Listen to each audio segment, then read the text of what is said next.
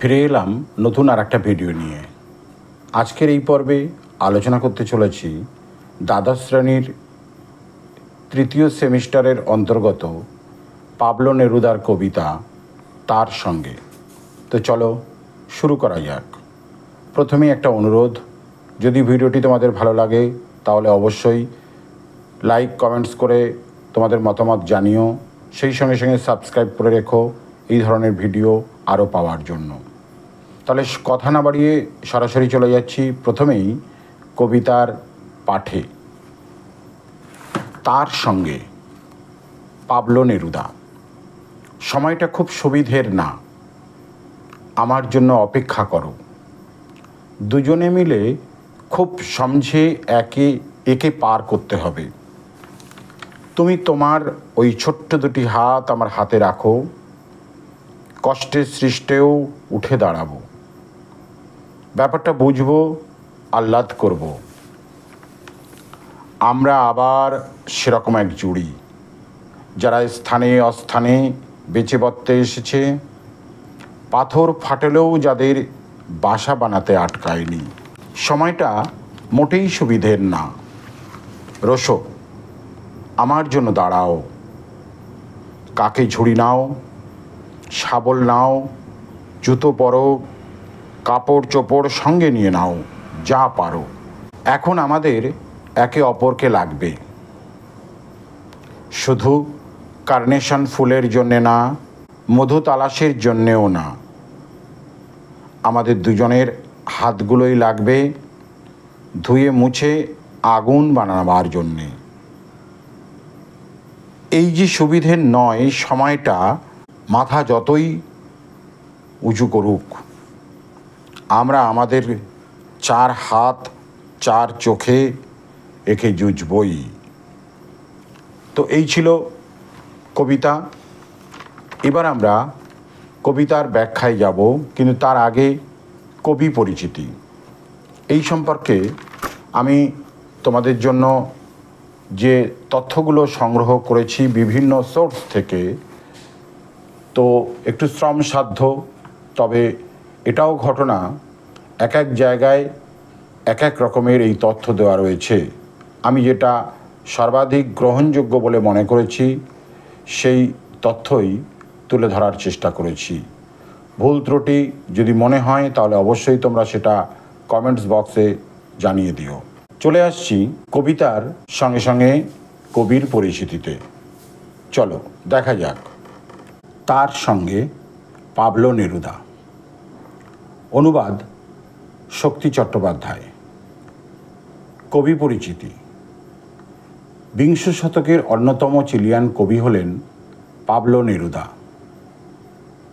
জন্ম ও জন্মস্থান 1904 খ্রিস্টাব্দের 12ই জুলাই দক্ষিণ আমেরিকার চিলি প্রদেশের পাড়াল বা পার্লাল নামক শহরে পাবলো নেরুদার জন্মগ্রহণ।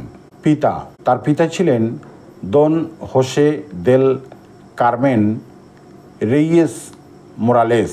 পুরো নামটাই একটা বাক্যের মতন। তিনি ছিলেন রেলের নতুন লাইন পাতানোর এক কর্মী, এক কথায় রেল কর্মী।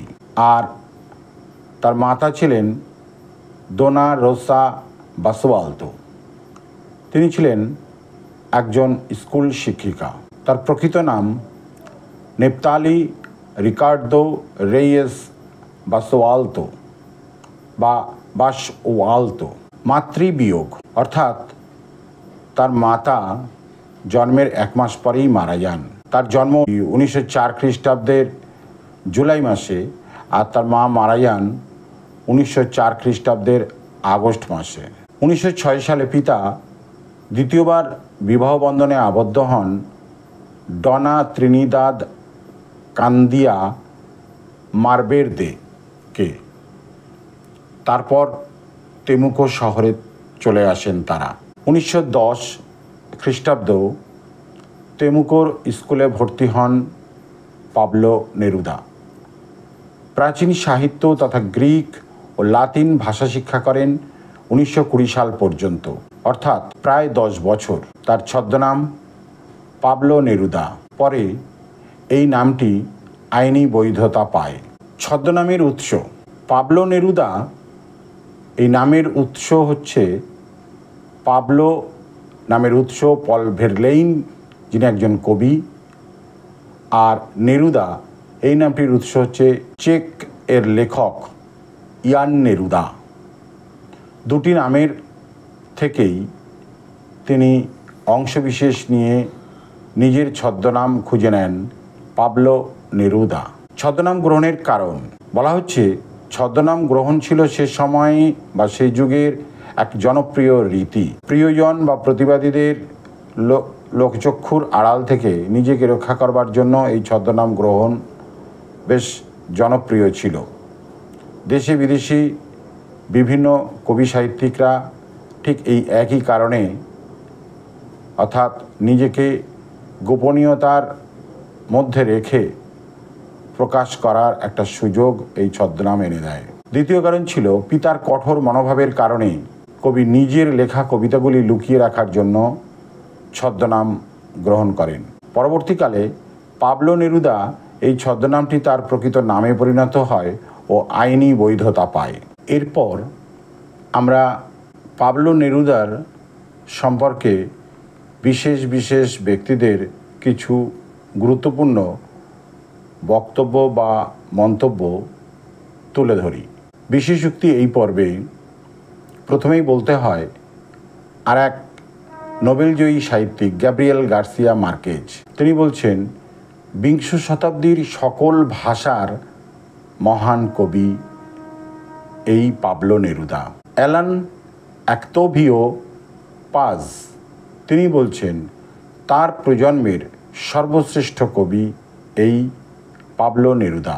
মহান চিলির এই কবি তার শেষ জীবন ভীষণ কষ্টের মধ্যে কাটান। শুধু শেষ জীবন নয়, তার প্রথম জীবনেও মাতৃবিয়োগের পর তার মধ্যেও সেই যন্ত্রণা ছিল। এই মহান কবির মৃত্যু হয়।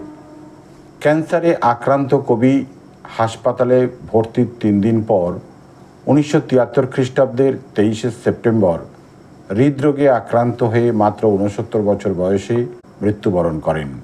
এবারে আসছি তার রচনার পরিচয়। সাহিত্য রচনা। পাবলো নেরুদা 13 বছর বয়স থেকে সাহিত্য রচনা শুরু করেন। তার সাহিত্য সম্ভারের মধ্যে রয়েছে কাব্যগ্রন্থ, মহাকাব্য, সনেট সংকলন। তার প্রথম প্রকাশিত রচনা মাত্র 13 বছর বয়সে 1917 খ্রিস্টাব্দের 18ই জুলাই পড়াশোনা চলাকালীন তেমুকা শহরের খবরের কাগজ লা মারিয়ানাতে তার প্রথম প্রবন্ধ এনথুজিম অ্যান্ড পার্সিভেরান্স নামে প্রকাশিত হয়। কোনো কোনো জায়গায় কবিতা বলে উল্লেখ করা হলেও এটি সঠিক তথ্য নয়। এটি একটি প্রবন্ধ লা মারিয়ানাতে প্রকাশিত হয়েছিল। আবার এই পত্রিকাটির নাম কোথাও কোথাও লা মারিয়া বলেও উল্লেখ করা হয়েছে। যাই হোক, মনে করা হয় এই প্রবন্ধ প্রকাশের মধ্য দিয়ে পাবলো নেরুদা সাহিত্য জগতে আত্মপ্রকাশ করেন। এবারে তার প্রথম রচনার কথায় আবার একটু ফিরে আসি। আগেই বলা হলো এনথুজিম অ্যান্ড পার্সিভেরান্স 1917 সালে প্রকাশিত হয়েছিল। 1920 সালে প্রকাশিত হয়।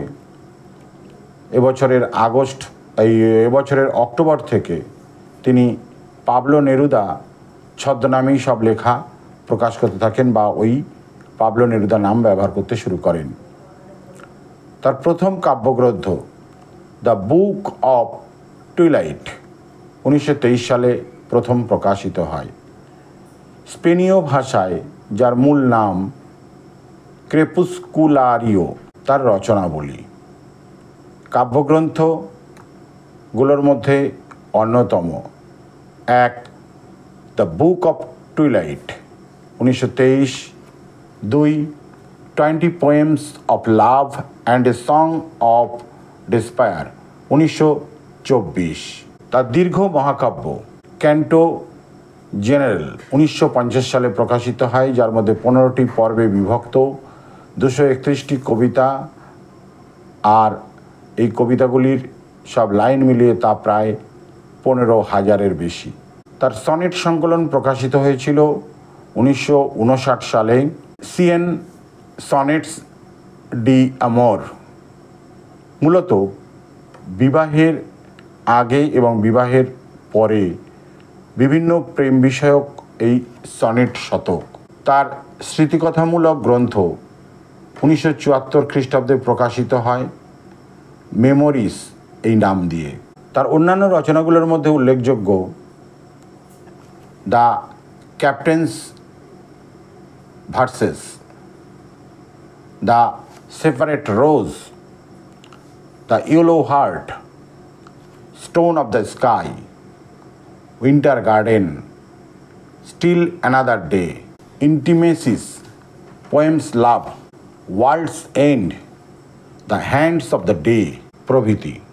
1955 খ্রিস্টাব্দের মাতিল দে উরুতিয়াকে তিনি বিবাহ করেন। তার পুরস্কার প্রাপ্তির তালিকাও এই প্রসঙ্গে উল্লেখ করি। 1953 খ্রিস্টাব্দে তিনি স্তালিন পুরস্কারে ভূষিত হন।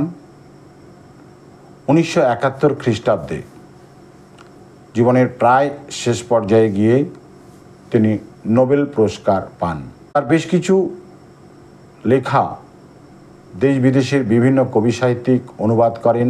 তার এরকমই রচনার বাংলা অনুবাদগুলির মধ্যে উল্লেখযোগ্য কয়েকটি: 20টি প্রেমের কবিতা এবং একটি হতাশার গান 1924, এ বিশ্বের অধিবাসী 1924, মানুষের অন্তহীন প্রশ্ন 1925, এ পৃথিবীর বাসভূমি, এ পৃথিবীর আবাসভূমি 1933 থেকে 35 এই সময়কালের মধ্যেই প্রকাশিত হয়। হে স্পেন আমার হৃদয় 1937 সালে প্রকাশিত হয়। তৃতীয় আবাসভূমি 1947 সালে প্রকাশিত হয়। বিশ্বসঙ্গীত 1950 সালে প্রকাশিত হয়। আকাশকুসুম 1958 সালে প্রকাশিত হয়। চিলির পাথর 1961 প্রকাশিত হয়। 1961তেই উৎসব সঙ্গীত প্রকাশিত হয়। 1962তে প্রকাশিত হয় পরিপূর্ণ সংহতি এবং 1966তে প্রকাশিত হয় মল্লভূমি।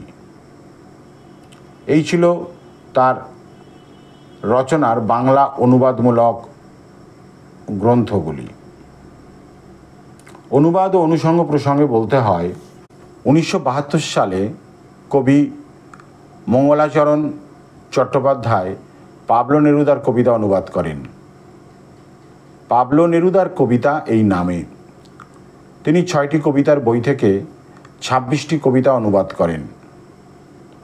1973 খ্রিস্টাব্দে সুভাষ মুখোপাধ্যায় পাবলো নেরুদার কবিতা অনুবাদ করেন পাবলো নেরুদার কবিতাগুচ্ছ নামে।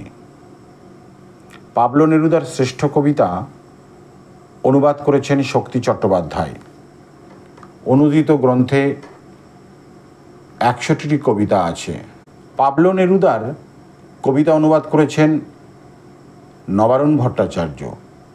নেরুদার স্পেনীয় ভাষায় লেখা এক্সট্রাভ্যাগারিয়া গ্রন্থের লা ডেসডিচাডা কবিতাটি অশোকী একজন নামে অনুবাদ করেন, যেটি তোমরা ইতিপূর্বে 10ম শ্রেণীতে অশোকী একজন এই নামে কবিতাটি পাঠ করে এসেছ। কবির কবিতাগুলি তীব্র যন্ত্রণা থেকে প্রকাশিত হলেও সেই যন্ত্রণার মধ্যে তিনি প্রেম, ভালোবাসা, একাকিত্ব, রাজনীতি, দেশ ত্যাগের যন্ত্রণা তিনি ফুটিয়ে তুলেছেন, যা আমরা আমাদের আলোচ্য পাঠ্য কবিতাটিতেও তার আভাস পাব। এই অশোকী একজন কবিতাটি কবির অর্থাৎ নবারুণ ভট্টাচার্যের বিদেশি ফুলে রক্তের ছিটে কাব্য সংকলনে স্থান পেয়েছে। এছাড়াও শঙ্খ ঘোষ ও অলোকরঞ্জন দাশগুপ্ত পাবলো নেরুদার কবিতা অনুবাদ করেছেন। এবারে চলে আসছি এবারে বলি কবিতার ব্যাখ্যা বা আলোচনা। এই প্রসঙ্গে বলতে গেলে প্রথমেই বলতে হয় কবি সন্দীপ সেনগুপ্তের অনুবাদমূলক কবিতা পলাতক থেকে কয়েকটি পংক্তি। কবি বলছেন, রাত্রির ভিতর দিয়ে সারাটা জীবন জুড়ে অশ্রু থেকে কাগজ, ছেঁড়া কাপড় থেকে ছেঁড়া কাপড়ে আমি সেই ভয়ঙ্কর উত্তাল দিনে ফেরার পুলিশের কাছ থেকে পালাচ্ছি। আমি স্ফটিকের সময় থেকে নিঃসঙ্গ রাত্রির ঘনত্বে আমি হেঁটে চলেছি শহর, অরণ্য, কারখানা, বন্দর, এক মানব সমাজ থেকে আর এক মানব সমাজে, একজনের বাহু থেকে আর একজনের বাহুর মধ্যে। অর্থাৎ কবির এই দেশান্তরে যাওয়া, দেশ ত্যাগের যন্ত্রণা, ভালোবাসা হৃদয়ে চেপে রেখে তার এই শহর থেকে শহর, অরণ্য, কারখানা, বন্দর উত্তাল হয়ে ছুটে বেড়ানো, যে তীব্র দাহ মনের মধ্যে, তারই অভিব্যক্তি এই কবিতার মধ্যেও আমরা দেখতে পাব। তাই কবিতার এই অংশটুকু প্রাসঙ্গিক মনে হয় আগে তোমাদের সামনে তুলে ধরলাম। এবার চলে যাই কবিতার মূল ব্যাখ্যায়। আমাদের জীবনে চলার পথ যে সবসময় মসৃণ হবে তা নয়। চলার পথে আসে নানা বাধা বিপত্তি। লাল কার্পেটে গোলাপের পাপড়ে বিছানো সে পথ পাওয়া না গেলেও আপাত স্বাভাবিক পথও কখনো কখনো কণ্টকাকীর্ণ মনে হয়, আর সে কাঁটায় ক্ষতবিক্ষত হয় পদতল। রক্তাক্ত সে পা ফেলবার জন্য তাই প্রতিনিয়তই আমাদের সাবধানে পা ফেলতে হয়। আরও সাবধানতা নিয়ে যদি আমরা পথ চলার ভাবনা ভাবি, তাহলে হয়তো আমাদের বিব্রতকর পরিস্থিতির সম্মুখীন হতে হয় না। আর তাই কবি কবিতার শুরুতেই সেই সাবধানতার বার্তা দিতে গিয়ে বলেন, সময়টা খুব সুবিধের না, আমার জন্য অপেক্ষা করো। দুজনে মিলে খুব সমঝে একে পার করতে হবে। অর্থাৎ সময়টা খুব সুবিধের নয়, বলতে একটা খারাপ পরিস্থিতির সময়কে সুবিধের নয় বলে এই বলা। আর তাই কবি এই দুঃসময়ে বা খারাপ সময়ে তার প্রিয় সঙ্গী বা সাথীকে বলেছেন তার জন্য অপেক্ষা করতে। আরও বলছেন, তারা দুজনে মিলে খুব সুন্দর একটা বোঝাপড়ার মধ্য দিয়ে বা কবির ভাষায় সমঝে সেই সময়টা পার করবেন। আরও সহজভাবে বলতে হয়, জীবন যত কঠিনই হোক না কেন, একসঙ্গে থাকলে সব সমস্যার সমাধান সম্ভব। এরপর কবি বলছেন, তুমি তোমার এই ছোট্ট দুটি হাত আমার হাতে রাখো, কষ্টের সৃষ্টেও উঠে দাঁড়াবো, ব্যাপারটা বুঝবো, আহ্লাদ করব। অর্থাৎ কবি তার প্রিয় সাথীর ছোট্ট কোমল হাতের স্পর্শের মধ্যে দিয়ে পরম ভালোবাসার সান্নিধ্যে সব বাধা বিপত্তি উতরতে চান, পেরোতে চান। হাতে হাত রেখে কষ্টের সৃষ্টি উঠে দাঁড়াতে চান। ভালোবাসাই জন্ম দেয়, ভালো লাগাই জন্ম দেয় ভালোবাসার। আর সেই ভালোবাসা পেলে আহ্লাদে ভরপুর হয়ে ব্যাপারটা বোঝা আর দুরূহ অর্থাৎ কঠিন হয় না। এরপর কবি বলছেন ষষ্ঠ পংক্তিতে, আমরা আবার সেরকম এক জুড়ি, যারা স্থানে অস্থানে বেঁচে বর্তে এসেছে, পাথর ফাটলেও যাদের বাসা বানাতে আটকায়নি। এই যে ষষ্ঠ থেকে অষ্টম পংক্তিগুলির মধ্যে কি বলতে চাওয়া হয়েছে? দেখো, এখানে কবি যে কথাগুলো বলছেন তা এরকম: কবি ও তার সঙ্গীর উভয়েরই কঠিন জীবনযাপনের অভিজ্ঞতার কথা পাঠকের সাথে শেয়ার করে নিতে চান, এই জন্যেই এই কথাগুলি বলা। কি বলছেন না, আমরা অর্থাৎ কবি ও তার প্রিয়তমা বা সঙ্গী যারা সেরকম এক জুড়ি। সেরকম বলতে সে কথায় পরে আসছি, আগে বলি কবি জুড়ি কেন বলেছেন। আসলে জুড়ি বা জোড় তাদের মধ্যেই হয় বা হতে পারে যাদের বোঝাপড়াটা ভালো থাকে, অসন্তোষ, বিবাদ, বিসম্বাদ, বিরাগভাজন প্রভৃতির কোনো কুপ্রভাব যাদের গ্রাস করে না। এখানে কবি ও তার প্রিয়তমা ঠিক যেন সেই রকম এক জোড় বা জুড়ি, যাদের মধ্যে প্রেম প্রীতির পূর্ণ বাঁধনে স্বর্গ তাদের কাছে এসে দাঁড়িয়েছে। আবার বলি, যাদের মধ্যে প্রেম প্রীতির পূর্ণ বাঁধনে স্বর্গ তাদের কাছে এসে দাঁড়িয়েছে। যে প্রেম প্রীতি থাকলে অনেক না থাকাও না থাকা বলে মনে হয় না।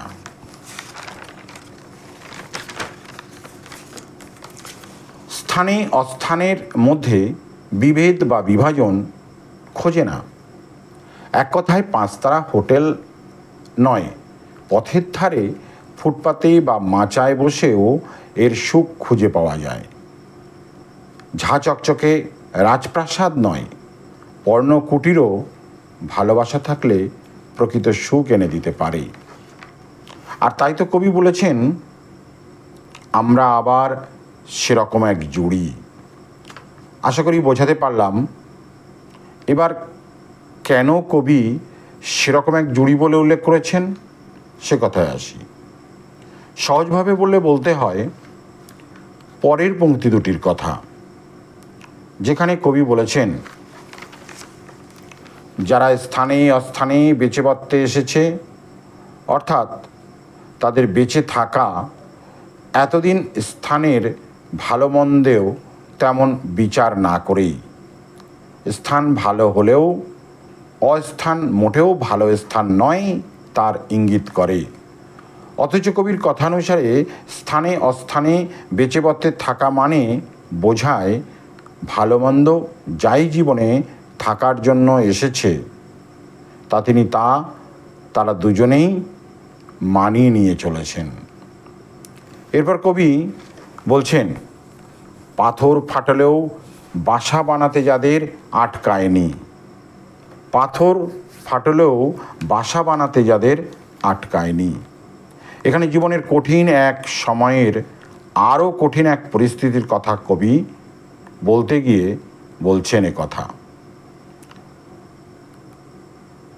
এমনটাই মনে হয়, কারণ পাথরের ফাটলে বাসা বানানোর কাজটি মোটেও সহজ নয়।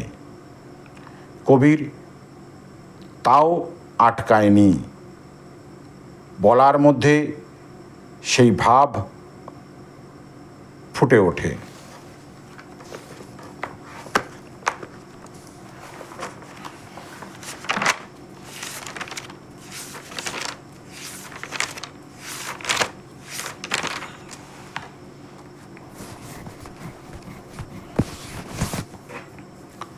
এরপর নবম পংক্তিতে কবি বলছেন, সময়টা মোটেই সুবিধের না, রোশো আমার জন্য দাঁড়াও। অর্থাৎ আগেই বলা হয়েছিল সময় ভালো নয় এ কথা, আর তার জন্য কী করতে বলা হচ্ছে না, রোশো অপেক্ষা করো, দাঁড়াও। অর্থাৎ সময়টা মোটেই সুবিধের না বলে বোঝাতে চাওয়া হয়েছে সেই সময়টা ভালো সময় নয়। আরও ভালোভাবে বলতে হয় সময় খারাপ সময়। সময় কখন ভালো আর কখন খারাপ হতে পারে?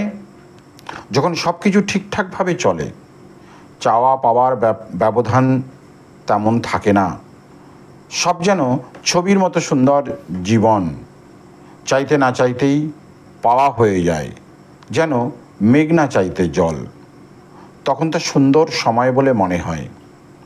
আর যদি ঠিক উল্টো হয় সব, অর্থাৎ চাওয়া পাওয়ার মিল নেই, চাওয়া পাওয়ার মধ্যে বিস্তর ব্যবধান। ব্যাপারটা যেন অভাগা যেদিকে চায় সাগর শুকায়ে যায় এর মতো। তখন সময় অসময় বলে মনে হয়। কবিতায় সে সময়টাকে সুবিধের সময় নয় বলে তার প্রিয়তমাকে অপেক্ষা করে ধীরে চলবার আহ্বান জানান। আর তাই বলেন, রোসো দাঁড়াও। কবি আরও বলেন, কি বলেন? দশম একাদশ পংক্তিতে কবি বলছেন, কাকেই ঝুড়ি নাও, শাবল নাও, জুতো পরো, কাপড় চোপড় সঙ্গে নিয়ে নাও, যা পারো। অর্থাৎ কবি এখানে তার উপলব্ধি যে রাজনৈতিক শক্তি বা সামাজিক অবক্ষয় বা বিচ্ছিন্নতাবাদ যাতে তাদের দুজনের মধ্যে বাসা বাঁধতে না পারে কোনোভাবে, সেই জন্যেই এই কথাগুলো এভাবে ব্যক্ত করেছেন।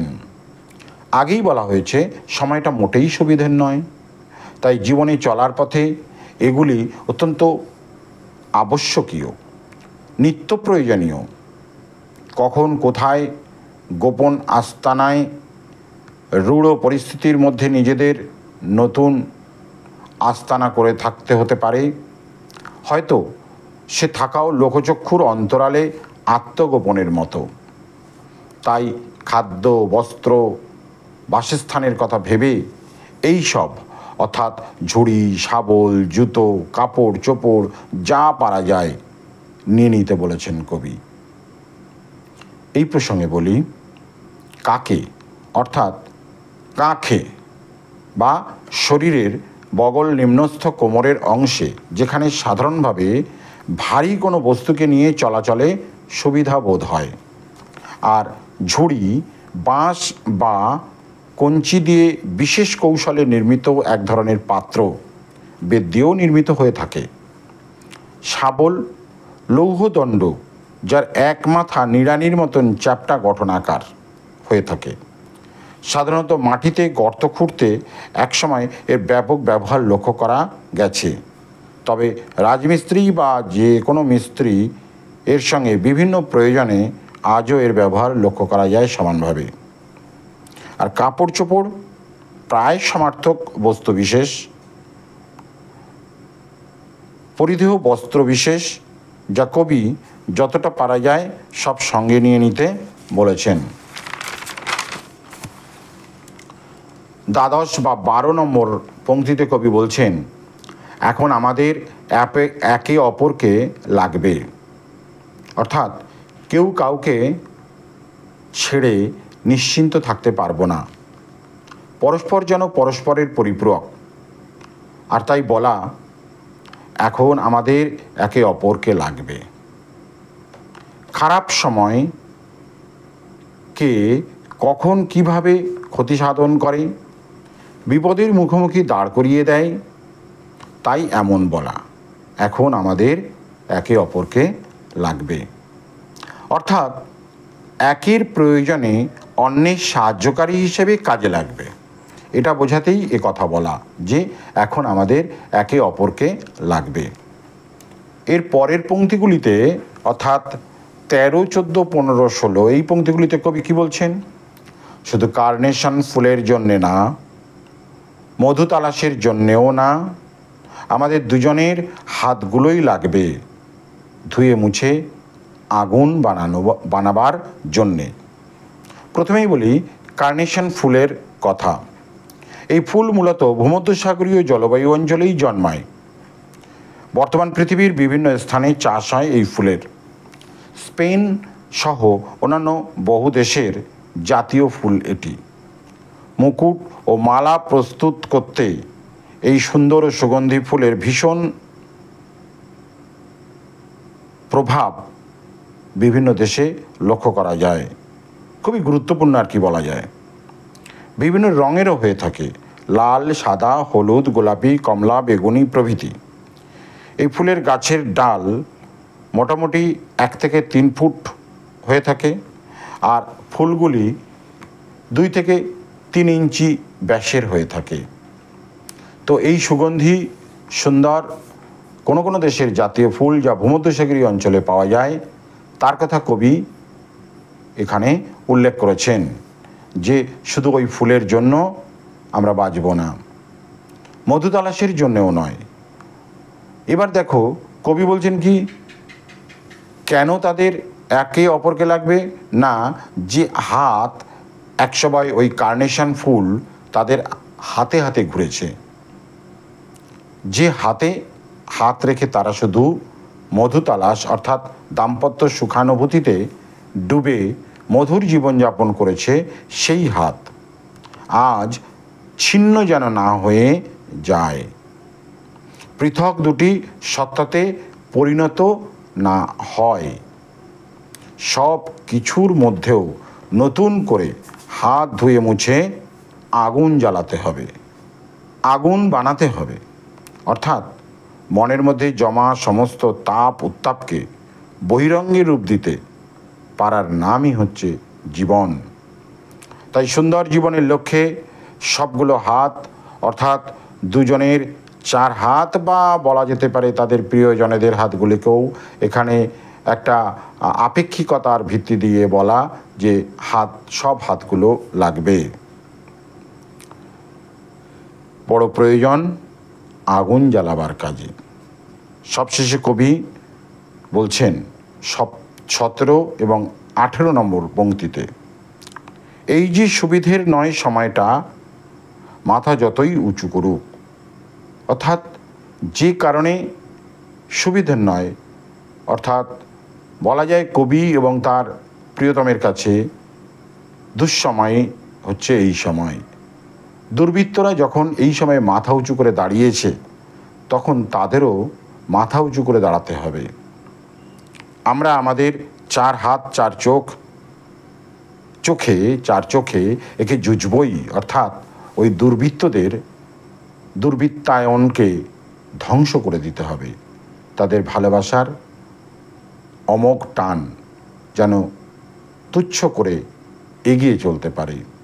তাই শেষ পংক্তির মধ্য দিয়েও আমরা দেখতে পাচ্ছি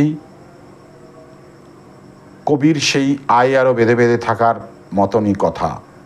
যদি সঙ্গবদ্ধ জীবন যদি এক হয়ে চলা যায়, তাহলে সব বাধা বিপত্তিকে দূরে সরিয়ে রেখে একটা নতুন জীবন গড়ার স্বপ্ন দেখা যায়। কবি সেই স্বপ্নের বার্তাবাহক হয়ে এই কবিতার মধ্যে তার প্রেম এভাবেই ফুটিয়ে তুলেছেন। তো এই ছিল কবিতার আলোচনা। আমরা এরপরে প্রশ্ন নিয়ে আলোচনা করব, কিন্তু ভিডিওটি দীর্ঘ হয়ে যাবে বলে এই পর্বে আর সেটা রাখছি না। পরবর্তী পর্বে তোমরা অপেক্ষা করো, এই কবিতার এমসিকিউ ও এসএকিউ ধর্মী প্রশ্নগুলো আলোচনা করব তার জন্য। ধন্যবাদ।